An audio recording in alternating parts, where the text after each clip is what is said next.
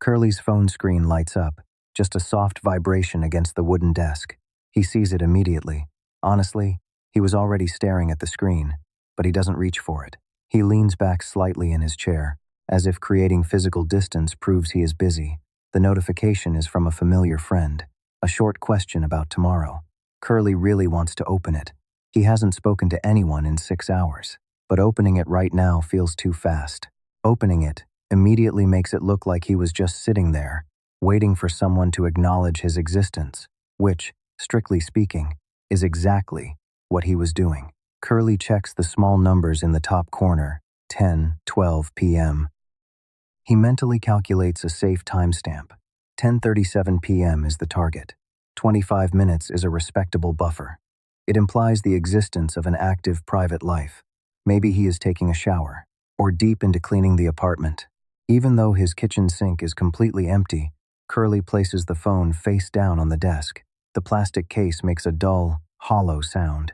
He stands up and walks into the kitchen.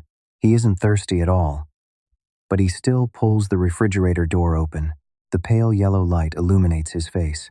He stares at a dried-up half-lemon for 20 seconds, then quietly pushes the door shut. He walks around the kitchen island twice without purpose. The feeling inside him is strangely heavy. He constantly wishes people would reach out to him, but the moment a notification appears, he feels cornered. He wants the warmth of connection, but he is exhausted by the act of interacting. The silence in the apartment feels noticeably thicker. Curly goes back to the living room and sinks into the sofa. He picks up the phone again. 10:18 p.m. Only 6 minutes have passed. He is careful not to touch the notification banner. He opens the settings app instead. He scrolls down to the battery usage tab. He checks which app consumed the most battery this week. The data is completely irrelevant to him. He swipes back to the home screen. He swipes left to the widget page, then swipes right back to the main page. He pulls the brightness slider down a few millimeters, then pushes it back up a second later.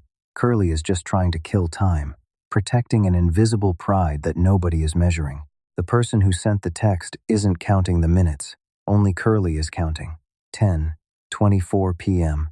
A mild, irrational anxiety starts to creep in. What if his silence makes them put their phone away? What if they go to sleep before he replies? He genuinely misses his friends, but he is actively choosing to ignore them. It is a ridiculous contradiction that leaves him tired. He taps his index finger against the back of the phone 3 times, then stops. He flips it over just to check the active status dot. They are still online. He quickly flips the screen back down, feeling caught.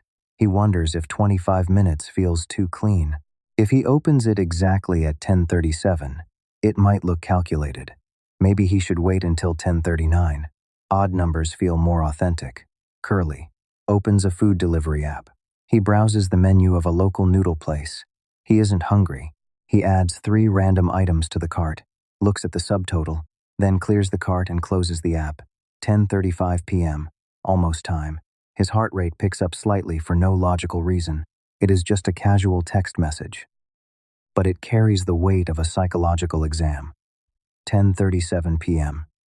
Curly takes a quiet breath. He turns the phone over and taps the banner.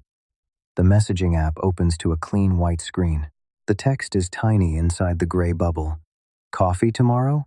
That is it. 2 words. The built-up tension instantly drains out of him, leaving behind a quiet, hollow disappointment.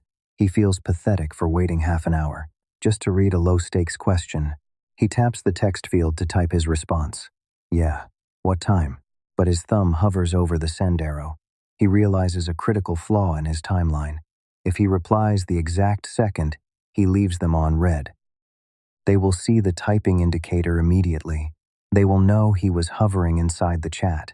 It destroys the illusion of the 30-minute delay. It proves he is entirely available. Curly slowly backspaces the letters one by one. He watches the blue cursor blinking alone on the empty line. He needs to wait at least 3 more minutes before typing. He wants honest, effortless relationships, but he remains trapped inside his own artificial delays. Curly sets the phone down on his lap. The screen glows softly in the dim room. The cursor keeps blinking. He sits perfectly still in the dark, listening to the hum of the refrigerator in the distance.